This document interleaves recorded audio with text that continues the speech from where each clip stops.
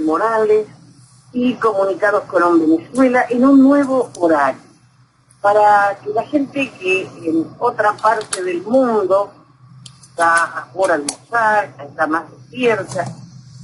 Creo que es un momento en donde el venezolano en Venezuela y en el exterior debe despertar. Ahora más que nunca. Noel Alejandro Leal, muy buenas madrugadas. Buenas madrugadas, Jenny, buenas madrugadas, profe, y a todos los que nos acompañan en el día de hoy. Noel, estoy un poco triste porque me imagino cómo debes sentirte ante esta jugada maestra del chavismo. ¿Quién va a dudar ahora de que en Venezuela hay elecciones libres, justas, soberanas? Sí, todo el proceso. El candidato opositor gana en la cuna del chavismo, y lo primero que hace, obviamente, es reunirse con don Maduro. Y ahora, ¿quién va a dudar de que la salida electoral no está en el voto? Bueno, es que el teatro lo saben hacer y lo saben montar y ya son años de experiencia, ¿no? Y cuentan con la colaboración activa de eso que se llama oposición, y siempre hay que enmarcarlo desde el espacio de que no es solo la oposición política, son los generadores de opinión, es toda la estructura de ese bien pensante político que no es más que un idiota a la hora de enfrentar un proceso revolucionario como en el que estamos. Entonces, sí, todo el trabajo es para seguir vistiendo de democracia la estructura chavista. Como habíamos dicho desde el principio, el gran problema nosotros lo tenemos en esa estructura opositora que vive vistiendo de democracia a esto, y explicábamos con la llegada del guiado, con la llegada del interinato y todo este show que comenzó en enero del 2019, que este proceso venía a la reinstitucionalización formal de la tiranía. Maduro declara el sábado en la tarde que se siente la solidez política y la importancia de lo que hacías referencia tú. ¿Quién puede dudar que en este país hay democracia?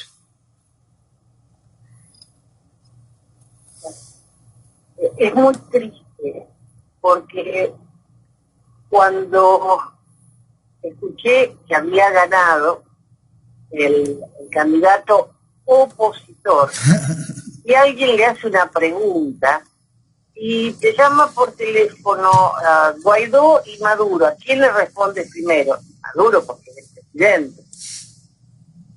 El opositor dijo eso. Pero al menos fue sincero, ¿no? Tú sabes que aquí hay un par... Sí, no, claro. Aquí hay una serie de discusiones absolutamente estériles y vacías porque no van al fondo. Cuando se presenta esto, mucha gente está diciendo, bueno, ¿qué quería que hiciera? Tenía que ir a reconocer el que baja el situado. Entonces reconoce que la gobernación no tiene ningún tipo de independencia, que necesita exclusivamente de quien esté en el Ejecutivo para poder tener algún tipo de representación. Es decir, casi que estamos iguales que en los tiempos antes del 92, que es desde cuando apenas nosotros elegimos gobernador. Antes el gobernador era impuesto a dedo por la presidencia de la República. Hoy no hay mayor diferencia, simplemente las gobernaciones se adjudican para llenar un espacio político referencial. Entonces, y esta es otra de esas demostraciones. El asunto es en donde se hace más vacía esa discusión, porque muchos dicen, este hombre ganó, ¿cómo no?, con los votos del pueblo, y tuvo que ir a reconocer a Nicolás Maduro para ejercer su posición.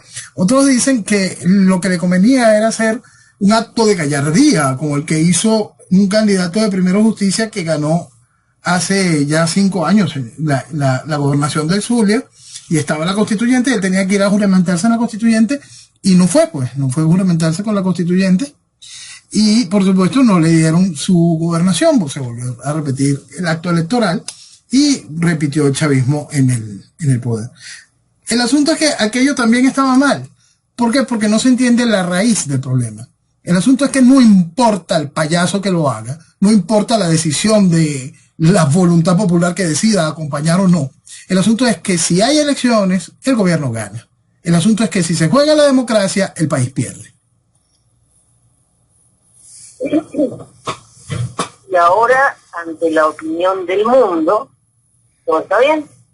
Todo está bien. No hay problema. Todo está bien. Hoy precisamente en la locución que hizo Maduro mostraba una cantidad de grandes logros que se han obtenido a pesar de ese asunto del interinato. Es gracias al interinato que ha obtenido estos grandes triunfos políticos y es gracias a la puesta en marcha de esta increíble lavandería en la que han convertido Venezuela, que puede empezar a decir que se detuvo en algo el increíble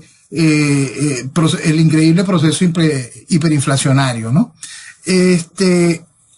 El país vive una ficción en todos los sentidos, como lo hemos dicho una y otra vez, pero una peligrosa ficción porque hace que el país sea cada vez más dependiente de lo que está mal. No solo es que eres dependiente de la estructura comunista que te da la buena pro para hacer o no, sino que eres ya preso de la estructura de mafias propias de este sistema neocomunista que va generando todo un espacio para que sea solo lo sórdido, lo criminal, lo que tenga algún tipo de asociación para realmente el éxito. Tú puedes tener un negocio de apariencia limpia, pero el asunto es que conseguiste una serie de permisos o se abrieron una serie de espacios que no están bien dentro de lo que es la institucionalidad de una nación. Esa serie de espacios son controlados por estructuras de mafia y esas estructuras de mafia tarde o temprano te pasarán la factura y te harán ver que tu negocio no es tan limpio, tan íntegro como tú creías. Para colmo, Estados Unidos va a revisar las sanciones y Venezuela vuelve a retomar el diálogo.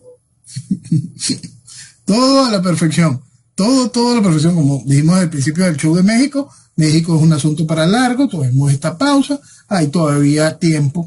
Si nosotros lo colocamos en pausa completa, todavía tenemos 4 de los 6 meses que yo pienso que va a durar el asunto de México en cuanto se reactiven los diálogos estos coordinados por Noruega. Eso va a garantizar, como habíamos dicho desde el principio, la disminución de las sanciones y cada vez más proceso de reconocimiento de la forma de gobernar del chavismo, más proceso de reconocimiento de la autoridad que ejerce el chavismo y pronto la apertura de una oficina con encargaduría de negocios en Caracas de nuevo de los Estados Unidos, para no decir que se abre formalmente una embajada. Sí, no me cabe ninguna duda. Y bueno, entre los anuncios, ahora va a haber un crecimiento superior al 4% para 2022. Sí, lo que pasa es que el país... Y eso no se logra. Mira, el país cayó tan increíblemente bajo, que decir crecimiento es algo ridículo, ¿no? Simplemente es que estás tan abajo que se hace difícil bajar más. Entonces, por supuesto que cualquier acto de ingreso de capital iba a generar unos números macroeconómicos de crecimiento como tales. Y eso, gracias a la gran lavandería que se ha abierto, por supuesto, hay un gran mercado de oportunidades que generan ese tipo de números. Venezuela está también, le envía gasolina y alimentos a Cuba. Desde fines de noviembre hasta principios de enero, 3 cargamentos con 197.000 barriles de gasolina. Y también alimentos. Y aquí, ellos, Dios mío. Venezuela le pidió combustible a Irán, pero le pasa a Cuba. Eso. Eso es que Venezuela está mejorando. Aquí ya todo cambió, todo está mucho mejor. Cuando uno lee, Venezuela exportó 222 contenedores, cientos de bolsas de alimentos desde diciembre, y uno se pone a pensar en la gente venezolana que no tiene para comer. Y Maduro le regala a Cuba lo que no tiene. Lo que no deja que llegue al venezolano, que es otra cosa. Y eso siempre hay que tenerlo de manera clara.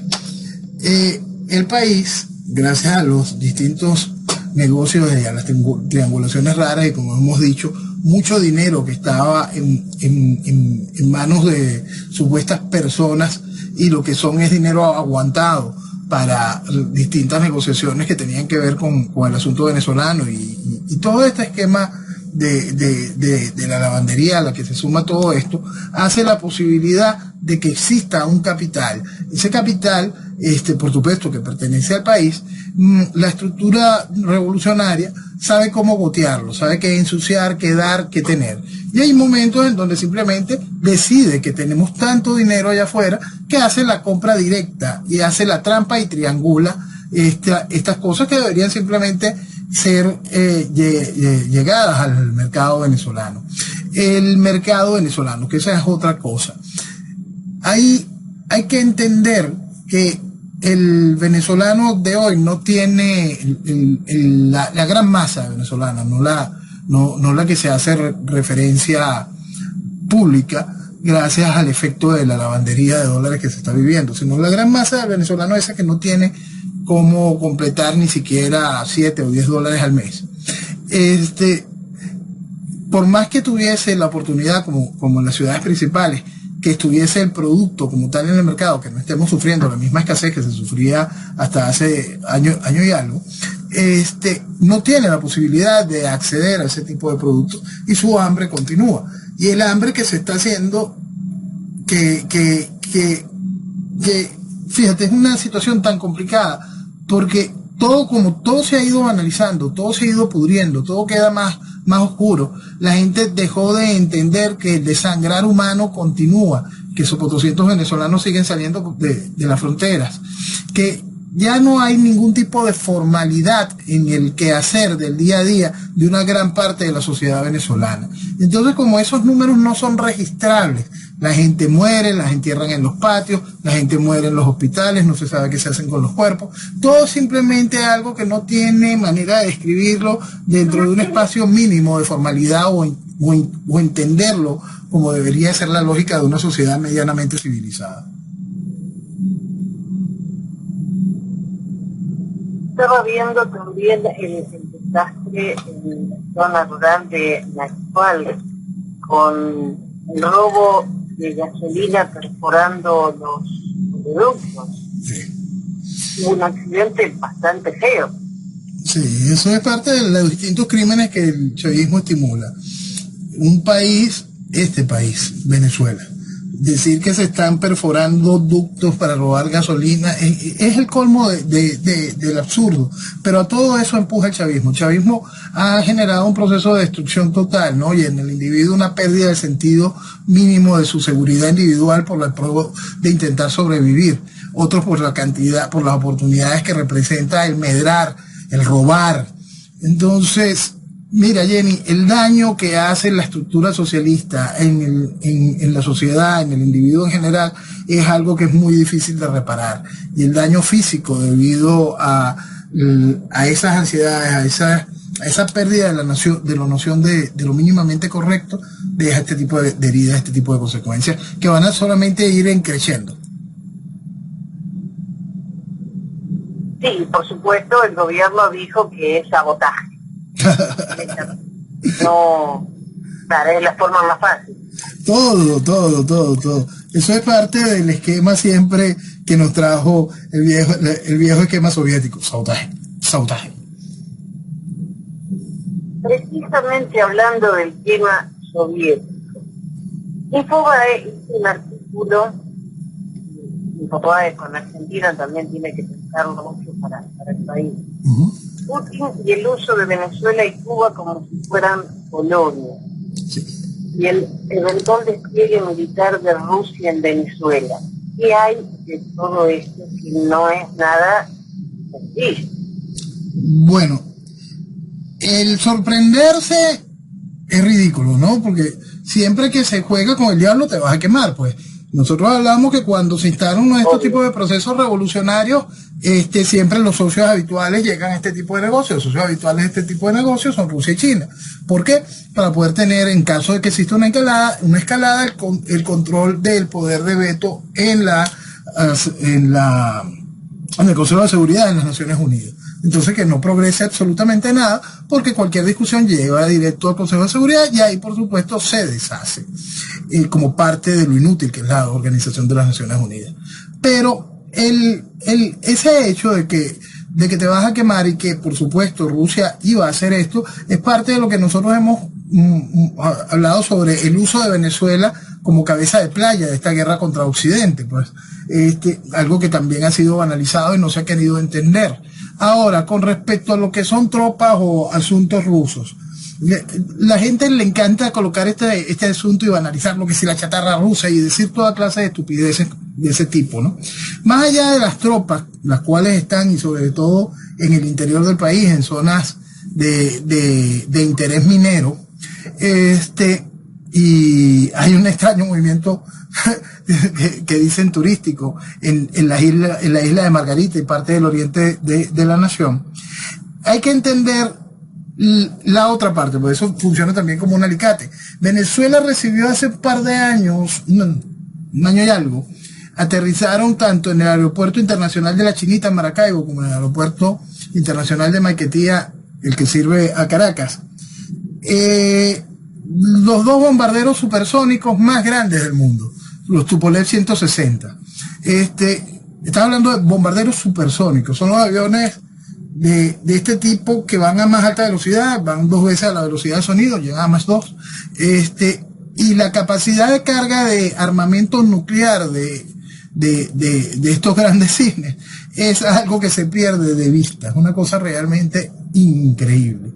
Bueno, ya tocaron tierra en Venezuela, y es importante que la gente tenga noción de lo que eso significa como mensajes dentro de ese espacio. Hoy lo que queda en este discurso, en esa situación de señalar Venezuela, Cuba, Nicaragua como espacios para que Rusia se haga sentir como presencia, ya lo hizo de manera fáctica. Hoy simplemente son palabras que van adornando este hecho. Ahora, el porqué de las palabras de Putin en este momento, porqué de las palabras del gobierno ruso en este momento, tiene que ver con un proceso geopolítico que se está viviendo en el Asia Central y en lo que son las conocidas repúblicas soviéticas, pues en este caso el propio de Kazajistán, que Putin ha definido que la situación de lo que está sucediendo allí y de las eventuales protestas que se desencadenen en los otros países y hasta en la misma Rusia, formarían parte de un esquema como el de las revoluciones de colores que trajeron todo el desastre en el Medio Oriente, pues, y el hecho de que todo el avanzar islámico tuviese mayor revuelo. Putin allá abajo, que avancen los islámicos, pero que en su patio no se metan. Entonces lo que está mandando es un mensaje muy, muy claro. Si tú vienes a fastidiar en mi patio, yo voy a fastidiar en el tuyo. Pero estaba diciendo que, de acuerdo a lo que dijo el vicecanciller de Rusia, se asomó la posibilidad de enviar equipos militares si aumentan las tensiones con Estados Unidos por la presencia de tropas rusas en Ucrania. Esto como excusa viene muy bien. Sí, es que toda esa discusión que hubo ahorita en la conferencia, en el encuentro entre Rusia y la OTAN, se llegaron a puntos bastante inconvenientes, ¿no? Y de un reconocimiento por cada una de las partes de no querer avanzar en sus decisiones. La exigencia de Rusia con respecto a que la OTAN vuelva a las fronteras de 1990 y tanto, y la exigencia de la OTAN de acuerdo a sus acuerdos no tiene límite para su desarrollo y crecimiento, por supuesto van a chocar. Entonces, y ese choque está allí, trancado de una manera fuerte. El asunto es que ahora se aceleró con lo sucedido en Kazajstán. Claro, o sea, no habría una confrontación directa entre las fuerzas rusas y las norteamericanas, pero sería una especie de guerra fría con el uso de terceros países para canalizar todo el conflicto. Exactamente. Lo que pasa es que aquí el asunto es cómo tú pones a pelear hoy a Venezuela y Colombia, que sería el esquema cuando está a punto de Colombia ser parte del esquema revolucionario. Entonces, el enemigo se le hace más difícil a la idea de ese tipo de guerra fría, de soñar con un Irán, Irak y este tipo de situaciones que eran las propias que se vivían en la Guerra Fría, los escenarios de la guerra de Corea o de la guerra de Vietnam.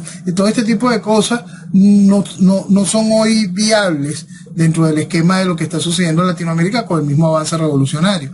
Estados Unidos, por supuesto, un Estados Unidos hoy realmente débil, políticamente hablando, de una manera impresionantemente débil, no tiene cómo reaccionar porque no ha entendido el proceso político latinoamericano, no entiende y soporta, brinda apoyo, como en el caso venezolano, a los que visten de democracia la instauración de la tiranía que le presta el servicio y le entrega la soberanía a Rusia. Entonces, como no se entiende ese tipo de realidades, el mismo proceso hace que Putin pueda hablar duro, decir cualquier clase de salvajada y que la misma no pueda tener una repercusión en el entendimiento del problema a nivel latinoamericano debido a que no entienden lo que está sucediendo aquí. Bueno, por más que la OTAN advierta que hay países aliados preocupados, lo que me interesa es que el interino dice que rechaza cualquier fuerza militar en Venezuela que pretenda hacer propaganda y desestabilizar a la región. Esto ya nos deja mucho más tranquilos. No hay nada que no diga que no suene a ridículo y a vacío. El Partido Comunista de Venezuela evalúa activar la convocatoria de un revocatorio contra Maduro. Sí. Todo tiene que ser en pro de la legitimación de Maduro. El Partido Comunista siempre ha tenido sus problemas con el chavismo, por ridículo que se parezca. ¿Por qué? Porque ellos son puristas. Y puristas de la estupidez, pues, de la propia estupidez comunista. Pues. No entienden que esto es un proceso neocomunista y que utiliza las banderas y utiliza la pistola del socialismo, pero como es natural, en los esquemas modernos los partidos comunistas son parte de la amenaza y formas parte de la coalición, pero tu derecho a opinión es después de que yo te dé permiso y que después consideres si me interesa seguir dándote permiso, si no, está allí. Y eso no es nuevo en nada de estos procesos. El Partido Comunista Venezolano continuará haciendo el ridículo, pero cada ridículo que hace lo que hace es ayudar a la estructura de gobierno y hace que se sienta más torpe la estructura de oposición, porque la estructura de oposición, por su afán de ser amplia, y en ese hay que sumar, mañana muestra el martillo y la hoz al lado de la manito de la MUD. No les parezca raro a cualquiera. Ya no parece. Y ahora el guiado dice que el reto es producir la elección presidencial adelantada o plebiscitaria. Sí. Tú sabes que estas bestias, como él tiene pánico de decir revocatorio, porque revocatorio sería el formal reconocimiento, mientras que toda la estructura de la oposición ya habla formalmente de la estructura de poner en marcha el proceso revocatorio, vale la pena recordar algo que vivió ya Venezuela para el año 2002-2003. Para el año 2002-2003 ya sonaban las estupideces de lanzar al país por ese barranco que ya Chávez había abierto, de una política refrendaria, cada rato un referéndum, y que la gente fuese supuestamente a expresar su posición. Y para aquel momento se pensaba hacer la misma estupidez que el guiado plantea, que es generar una especie de consultivo, que el mismo se convierta en un plebiscito, que tenga como objetivo la revocación del presidente. No pueden hacer nada de eso, partida de bestias, porque de acuerdo al librito ridículo y de acuerdo al artículo 72, es algo que está tipificado de manera clara. Para la salida de la interrupción de una estructura que está hecha por gobierno de manera por elección, se tienen que salir los mecanismos del referéndum revocatorio estipulado en el artículo 72. Pero esta gente es tan increíblemente mala. No, porque ahí no es un asunto de incapacidad o no de entender lo que dice el librito ridículo, sino que son malos. Es querer seguir explotando a la sociedad. Es lo que yo he ido denominando este abuso de los pendejos, que son realmente gente cruel con la gente que no tiene el mínimo de noción política. Y es una cosa que es muy importante entender. Es lógico que la gran mayoría de las sociedades no tenga noción política. Lo ilógico es que después de 20 años no hayan entendido que los planteamientos que hacen aquellos lo único que hacen es refrendar la política revolucionaria. Lo ilógico por parte de la sociedad es que todavía sigan creyendo en una estructura opositora que ha hecho posible que tengamos una tiranía impuesta de manera democrática. Entonces, esta gente siempre se lo explico a la población cuando tienen que enfrentar la realidad de lo que sucede con la oposición. Si usted no cree que son colaboracionistas, entonces evidentemente son pendejos. yo le digo de manera seria, con toda la gracia, si usted cree que personajes como Capriles, Leopoldo, Julio Borges, Romualdo, que toda esa estructura que es la que maneja las cabezas de oposición, son pendejos, el pendejo es usted, y mucho, por mucho. Porque la gran realidad política es que toda la estructura ha sido vestida por más de 20 años de democracia. Que Chávez llegó gracias al colaboracionismo de aquel entonces, al poner unas cosas como Irene o como Alfaro como candidato. Que en 2006 le pusieron una cosa tan absurda como Rosales, que lo primero que hicieron fue hacerlos votar por el compadre de Chávez. Que la gente tiene que terminar de entender que lleva ahorita 3 años sumidos en una caricatura ridícula como el guiado. Es grave lo que le hacen a la población y se lo hacen con una maldad y como dicen los abogados, con premeditación y alevosía, ¿no? Y entonces hoy te encuentras a las grandes mentes de este país felicitando la enorme labor que ha hecho el guiado. Por Dios, ¿hasta cuándo se burlan de la población? Es una cosa realmente vergonzosa. Noel, ayer, sábado 15, pasaron 4 años de la masacre del Junquito. Sí. Y eso no... Oscar Pérez era el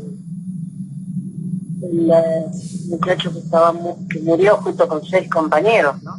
Sí. Oscar era un policía, un técnico de la Policía Técnica Venezolana, un hombre operativo del cuerpo de élite de la Policía Técnica Judicial Venezolana, que en un acto heroico decidió hacer el robo de un helicóptero y generar con una serie de granadas sonoras en Caracas, iniciar un concepto de un intento de rebelión. Quizá por la falta de entendimiento político, un hombre con mucha pasión, con una gran carga de sentimiento específico, pero también lamentablemente con un desconocimiento de la realidad política y del esquema de traiciones que se instalan alrededor de este tipo de situaciones, no supo medir lo que estaba sucediendo y al final fue víctima de traiciones, pues. Entonces, esas traiciones lo llevaron a que estuviese esa fotografía hoy que demuestra cuál es el verdadero accionar de la tiranía comunista. Oscar técnicamente se había entregado donde lo habían descubierto, en una casa en el Junquito. Dijo, sí, cómo no, yo depongo las armas, si traen a tales y tales personas, vamos a negociar, esto está claro, si estamos rodeados. Hacía llamados a la gente para que la gente acudiese hacia la zona. Por supuesto, era una barbaridad. El país tendría que haber levantado con conciencia real de que era un proceso de rebelión que este tipo de procesos de rebeliones no pueden ser con pausas de voy a tomar café y ya vengo, o pienso en el fin de semana o cosas de estas. Si usted decide tomar el poder a través de un proceso de revuelta popular, la misma tiene que ser de continuidad hasta la consecución del objetivo. Simplemente es eso. Entonces, esa realidad del punto de Oscar y lo que se vivió ese 15 de enero ya de hace 4 años, muestra cuál es el verdadero accionar del gobierno. Simplemente, a pesar de que ya Oscar había depuesto las armas y su agrupación había depuesto las armas, fueron exterminados, fueron ejecutados, masacrados de manera salvaje. Se utilizaron hasta RPG, cohetes teledirigidos hacia la casa. La casa quedó virtualmente destruida y, por supuesto, los cuerpos de ellos destrozados a balazos. Eso es el proceso revolucionario en su máxima expresión. Ver la foto de la casa realmente asusta porque la destrozaron por completo. Destrozado por completo. Eso, tú sabes que eso es muy importante recordar varios escenarios de eso, porque hay un punto importantísimo allí que yo siempre quiero recordar cuando se habla de ese caso y se habla del FAES. Cuando llegó el general encargado del FAES en ese momento, que era un general no me acuerdo de qué cuerpo de la Fuerza Armada Venezolana dirigía el FAES, le dice a Oscar, hay que arreglar esto porque si no, tú sabes, voy a tener que dejar esto en manos de los del FAES, y tú sabes que estos son una partida de delincuentes, secuestradores, criminales, narcotraficantes. Eso estaba diciendo el comandante en jefe de su agrupación policial, ¿okay? Entonces, esa es la realidad que vive Venezuela. Esa es la fotografía de lo que ha hecho el chavismo con la institucionalidad policial militar venezolana, ¿no? Esa foto de también la toma en específico ya armada de esa casa, esa masacre fue protagonizada por miembros de la Fuerza Armada venezolana. Es todo un capítulo muy negro de los tantos que ha protagonizado el chavismo, y este en particular tiene que generar una gran cicatriz en la sociedad venezolana al entender que uno, hay que sentir pasión por Venezuela, hay que entender la situación política venezolana, hay que entender la situación geopolítica en la cual está envuelta Venezuela, hay que entender lo que es un proceso ideológico y hay que comprender que este es un proceso revolucionario.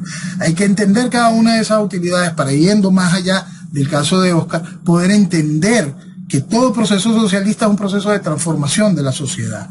Este proceso que vemos que hoy todavía se hable sobre el hecho de esta masacre en voz baja, forma parte también de ese proceso de transformación de la sociedad. Es una sociedad que fue acobardada, que fue minada, que para eso se hicieron ese tipo de operaciones, para hacer que la sociedad se acobardara más. Es una operación a distinta escala, pero tiene que ver con el mismo hecho de aquel 6 de diciembre del año 2002, cuando Joao de Bobella saca un arma y vacía 3 cargadores de una pistola .51 contra gente indefensa en la Plaza Altamira. Es quebrar a la sociedad. No es solo ese objetivo, no es solo es sembrar el miedo en esa situación, sino que es quebrar a la sociedad. En ese momento contra indefensos armados, en el momento de Oscar Pérez contra personal entrenado entrenado en armas y con las armas a su disposición.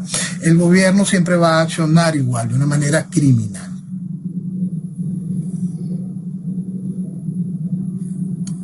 Este viernes hubo una conciliación en España. La activista venezolana Tamara Jú y el hijo de Maduro. ¿Sí? Ella supuestamente tenía que conciliar y, bueno, que no iba a conciliar con la tiranía. ¿Cómo fue el problema? Porque ella dijo que no va a conciliar, que no tiene que conciliar por quienes han hecho que Venezuela sufra la peor crisis. Eso es porque el muchachito el hijo de Maduro, se sintió lesionado porque lo incluyeron en la banda criminal del padre. Exactamente eso. Él técnicamente monta la demanda contra Tamara Jú diciendo: yo no tengo nada que ver con lo criminal que sea mi papá. Tamara fue coherente con ella, con sus principios y con la lucha por la verdad en Venezuela al tomar la decisión de no aceptar ningún tipo de conciliación. Aplausos para Tamara. Desde acá la conozco de hace muchísimos años, estoy muy consciente de su labor, tengo mis diferencias con ella porque lamentablemente es parte del problema del no entendimiento político, y sí esa pasión extraordinaria por Venezuela, en el caso de Tamara esa pasión extraordinaria por el asunto de los derechos humanos, hace que uno siempre tenga a Tamara dentro de sus afectos. Fantástico, porque le haga frente. Pero España también está un poco convulsionada porque OK Diario tiene un artículo muy interesante con el paradero exacto de 17 etarras escondidos en Venezuela protegidos por Maduro. Mira, todos esos escándalos con los etarras aquí eran públicos y comunicacionales en el año 2002-2003. Era bárbaro, porque Chávez le había dado cargo hasta en el Ministerio de Agricultura y Tierras.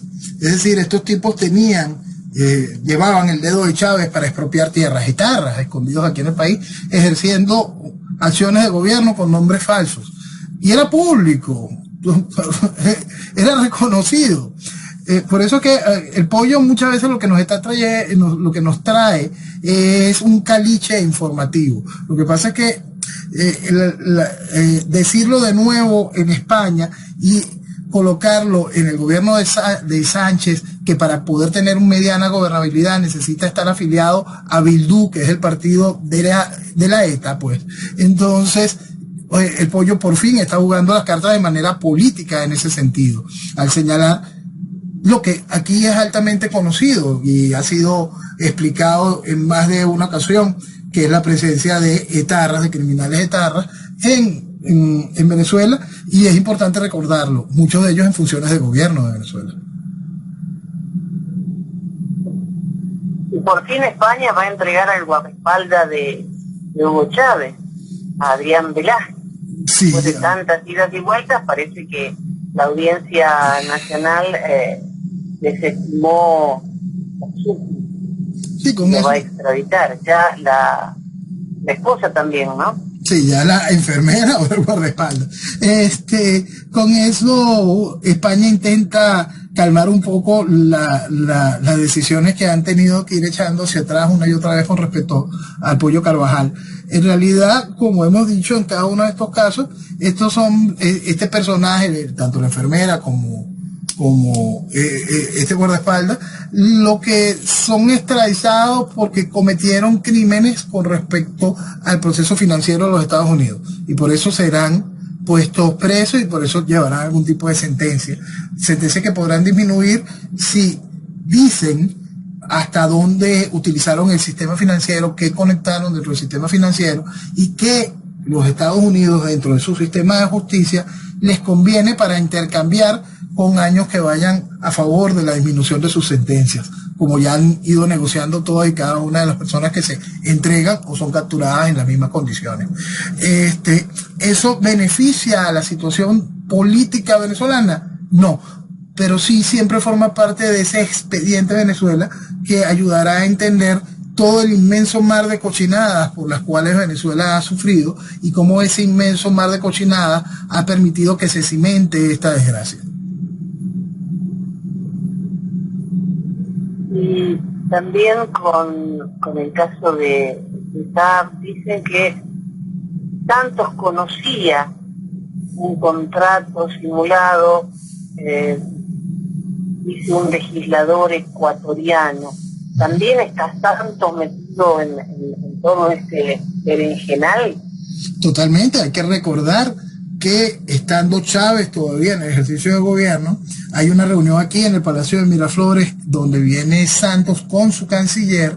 Chávez cuenta con Maduro al lado de la misma mesa, y en la serie de firmas de convenios hay un convenio que es firmado y el representante por Colombia es Saab, acompañado por supuesto de Santos, Juan Manuel Santos. Oh, esa no la tenía clara. Eso también es público. En estos días lo subí a mi timeline por una declaración que hizo el presidente Duque con respecto a que enviaba a la Fiscalía una serie de documentos. Yo le recordé esa presencia de Santos aquí en el país con Saab como representante de Colombia, y varios usuarios de Twitter tuvieron la amabilidad de subir el video del momento. Ahora, este año hay elecciones en Colombia, ¿no? Sí, elecciones que nos ponen en una situación realmente peligrosa. Igual que como hablábamos cuando las elecciones con Duque, explicábamos que lo mejor que le podía pasar a Venezuela y lo mejor que le podía, lo peor que le podía pasar a Venezuela y lo peor que le podía pasar a Colombia era que ganara Petro.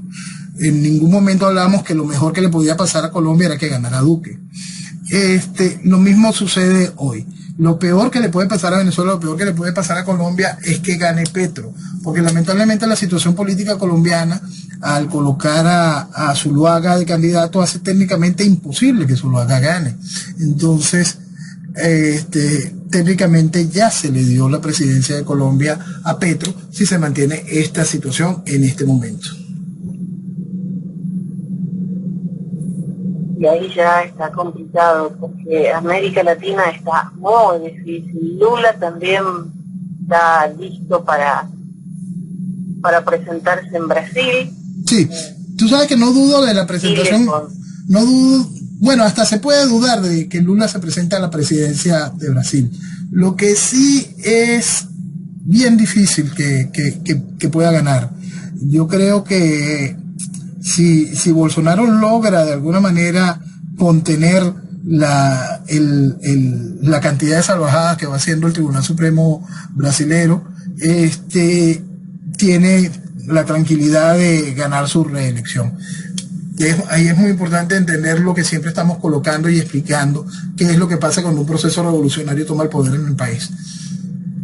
El presidente es Bolsonaro, pero el control que le ejerce el Tribunal Supremo, que está penetrado por la estructura revolucionaria, por los socios de Lula, hacen que hasta eso esté temblando, que la estabilidad de Brasil y por supuesto allí, de nuevo barrer con todo el subcontinente, esté allí.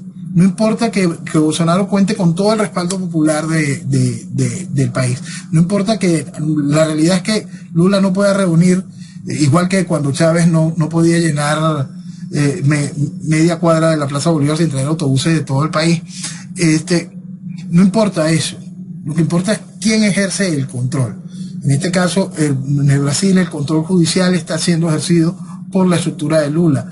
En el caso venezolano, no hay nada que no sea ejercido por la estructura del chavismo. Brasil en el año pasado tuvo un superávit de 61.000 millones. Está fabuloso como ha crecido. No hay número, perdona Jenny, no hay número macroeconómico o económico sencillo que no refleje que el gobierno de Jair Bolsonaro ha sido algo realmente positivo para Brasil. Sí, estaba escuchando a un periodista argentino radicado hace mucho tiempo, que dice que Brasil está muy bien. Y que está muy bien. Está creciendo constantemente. Y gracias a Bolsonaro, obviamente. Y está Bolsonaro y ejerciendo lo que debe ser. Él decía que a lo mejor... ¿Perdona? No, te escucho. Ahí está Bolsonaro y ejerciendo un gobierno que simplemente hace lo lógico para el desarrollo de una nación. Porque Bolsonaro no está haciendo nada que no sea lo correcto para el desarrollo de su país. Es decir, todo lo contrario a lo que hace el socialismo. Así de simple. Sí, lo único que este periodista decía que a veces tendría que hablar un poquito menos, porque se mete en cada una cuando habla, pero lo que importa es que mi país funcione. Y no solo que funcione. Le están pidiendo... Sí. Jenny, te escucho muy entrecortado.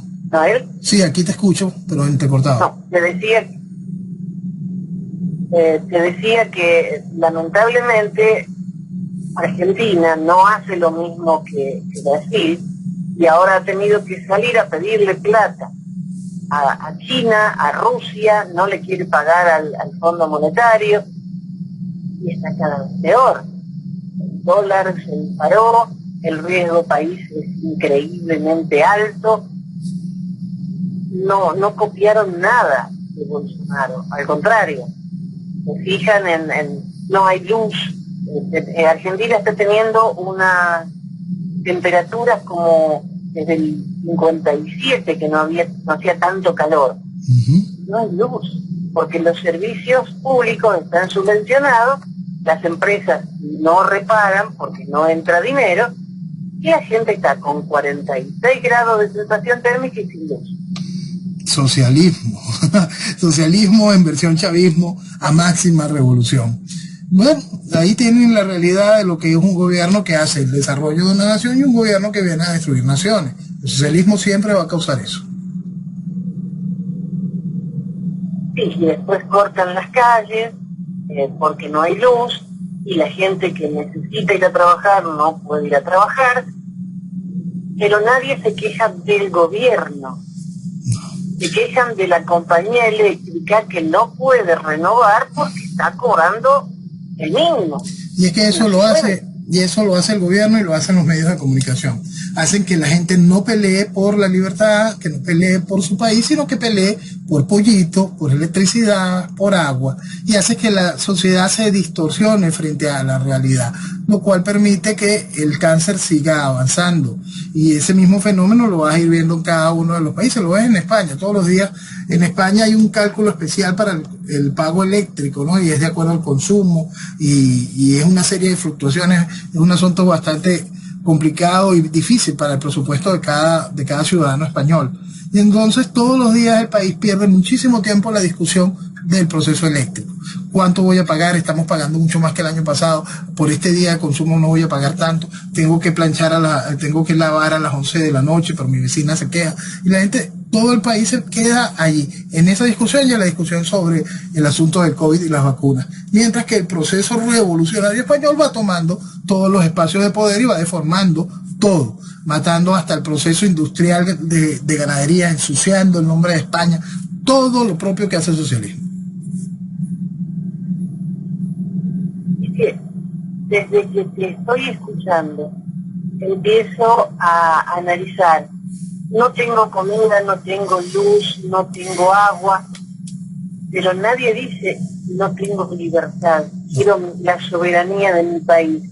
Eso era mío, tampoco lo escucho.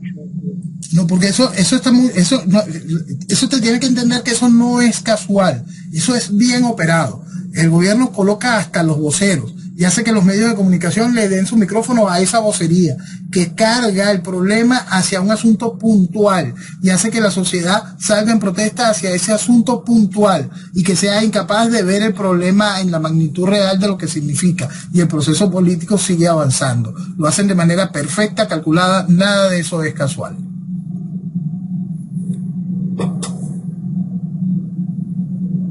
Volvemos a algo que yo te interrumpí y después no lo terminaste de explicar bien. Ahora Guaidó está pidiendo el revocatorio o un plebiscito. ¿Eso dentro del librito ridículo? Eso, el librito ridículo, como dijimos, marca, tiene claro, tipificado de manera muy clara, que el único mecanismo para esta cosa es el referéndum revocatorio. No puedes hacer un referéndum consultivo para preguntar si tú quieres salir del presidente. No, eso está estipulado y tipificado dentro del marco del referéndum revocatorio. Es decir, llevar el país a que haga cualquier tipo de consulta que no esté dentro del marco del referéndum revocatorio para ese tipo de acción es realmente abusar de la gente de una manera descarada. Llevar al país al proceso revocatorio dentro del marco del librito ridículo es abusar realmente de la gente de una manera descarada, porque eso es para lo único que están allí, para seguir ridiculizando a Venezuela y al venezolano. Guaidó le dio una nota a Bloomberg y dice que es necesario activar el revocatorio. Claro. Terminar de legitimar. Él no puede presentarse, ¿no? No, el revocatorio es terminar de legitimar al chavismo. Vamos a varios puntos para que entienda la gente lo que es el referéndum revocatorio. El referéndum revocatorio nada más se lo puede explicar a alguien que está ejerciendo el cargo. Estos tipos dijeron que Maduro no ejerce el cargo, que ya hay un vacío de poder. Pero ellos van a hacer el revocatorio contra el que ejerce el cargo de la presidencia de la República. Para poder activar el revocatorio, tienes que basarte no solo en el porcentaje en un porcentaje de firmas de los inscritos en el registro electoral, no, sino que supuestamente para ganar el revocatorio tú tienes que obtener más votos de aprobación del revocatorio que lo que obtuvo el que va a ser revocado. Es decir, tendrías que reconocer la elección que desconoce de Maduro del 2018 para poder decir que vas a hacer el revocatorio.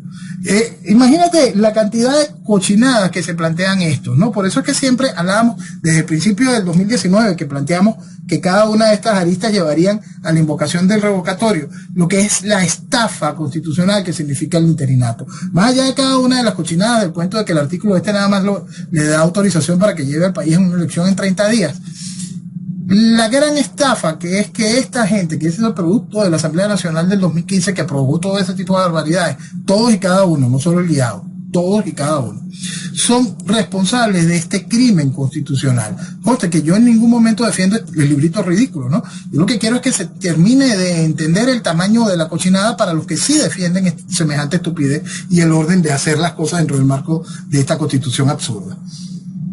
El asunto es que si usted invoca al referéndum revocatorio, tiene que reconocer que el tipo ejerce. Es decir, lo que tú dijiste es vacío. Tienes que obligar a que se someta el proceso en base a la Constitución. Vuelves a legitimar la Constitución. Y tienes que reconocer los votos que supuestamente obtuvo ese personaje en el 2018 en una elección que tú desconoces. No solo es que estás burlándote de la población, no solo que estás legitimando toda la cochinada, sino le estás diciendo al mundo, a los Estados Unidos y a los 60 países aquellos del cuento, te mentí. me burlé de ti y voy a seguirlo haciendo. A ver si entendí. Es que Maduro tuvo 6.200.000 votos, supongamos, en el 2018. ajá, En el revocatorio tiene que tener eso igual o más para poder revocar. más eso. Al que no es legal, al ilegal. Entonces, yo tengo que reconocer que fue una elección legal para revocar al ilegal. Algo así es. Exactamente. Aparte de eso, que es muy, muy importante, hay que recordar lo que pasó cuando se solicitó la interpretación del artículo 72 allá por el año 2003, 2004. El artículo 72 es una estupidez que va contra la lógica, como todo el librito ridículo. Pero el artículo 72 es la corona, ¿no? Es una cosa que tú la lees y tú dices, estos tipos de verdad son una cosa enferma. Entonces, cuando tú tienes eso, por supuesto, cuando se solicitó la interpretación al TSJ, la magnánima sala constitucional agarró y dijo, esto por supuesto es un plebiscito, esto no es un revocatorio como está planteado. Entonces, fíjate que ahí te dice de manera clara en la tipificación del artículo 72 que tú tendrías que sacar un poco más que los votos que había sacado el elector. Y ya supuestamente ahí ganaste el revocatorio. Y eso es lo que sucedió en el año 2004 con el referéndum revocatorio. El asunto es que gracias a la trampa que se hizo en ese momento por el hoy presidente de la Asamblea Nacional, Jorge Rodríguez, que era el presidente del imparcial Consejo Nacional Electoral de aquel entonces, que voltearon los números electorales, el primer fraude a que siempre hacemos referencia, que está académica y científicamente demostrado, en aquel momento pusiste al chavismo rechazando el revocatorio con muchos más votos. Entonces sería ilógico decir, si tú ganaste, si él no ganó, está revocado. Por supuesto que sería ilógico, pero en la Constitución está así, lo cual demuestra en una de las tantas cosas lo absurdo que es este libro ridículo tan barato, tan criminal, tan estúpido y tan defendido por la estructura política, académica y social de nuestro país. Esa noble estructura que tiene este sentimiento fervoroso por la buena labor que ha hecho el guiado durante estos 3 años. Degenerados todos. Suponiendo que haya elecciones, ¿el guiado puede presentarse? El guiado puede presentarse. Mira, después de que se violó la Constitución de manera tan flagrante con el hecho de que Nicolás Maduro era el vicepresidente de Chávez y de acuerdo al librito ridículo, el vicepresidente no podía ser candidato presidencial. ¿Por qué no? Porque sería contrario a lo que ellos mismos hicieron. Aquí la oposición avaló aquella cochinada. ¿Por qué no van a avalar la cochinada que venga? Sí, uno más, total. ¿Qué importa? Tantas. Pero bueno, no... Es difícil, no Jenny. sé, no, Tú sabes que no puedo... se hace difícil, Jenny, se hace difícil. Porque todos los días cuando yo tengo que confrontar este tipo de realidades políticas con cualquier persona, el gran problema es que la gente olvidó todo ese tipo de situaciones. El gran problema es que no solo es que se abusa del venezolano en su voluntad política, en su disposición a entender la realidad, sino que se abusa del venezolano que no tiene ni un poquito de memoria frente a lo ya vivido. A cómo ha sido usado una y otra vez. Y en ese increíble hecho de que el venezolano no quiera asumir la responsabilidad por todas y cada una de las cosas que ha hecho. Si no se asume un mínimo de responsabilidad sobre el hecho de que fue voto a voto que democráticamente se entregó a Venezuela, no vamos a poder tener el mínimo piso necesario para poder recuperarla. Y el dirigente de Primero Justicia, Juan Carlos Guanifa, dice que él ve difícil que se haga el revocatorio porque ha sido manipulado, torsionado. ¿Perdona? ¿Perdona? Sí, Guanipa dijo que el revocatorio ha sido manipulado y distorsionado en la práctica. Entonces considera que si la oposición decide adelantar el revocatorio a Maduro, La consulta para ello debe determinarse en negociaciones de alto nivel. No es solo paja.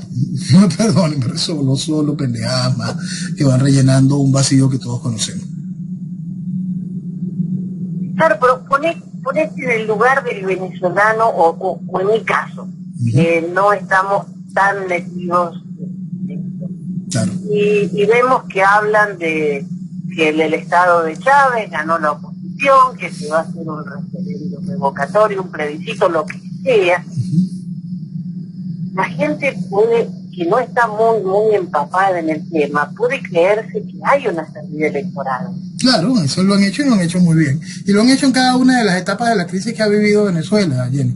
En cada una de las etapas de la crisis que hemos vivido. En el 2004, empezó el año 2004, en febrero de ese año, con una serie de protestas en las calles realmente increíbles. En aquel momento se tenía miedo a la fractura de las Fuerzas Armadas. En Caracas se había logrado hacer quebrar a la Guardia Nacional y los dispositivos de orden público y de antimotines.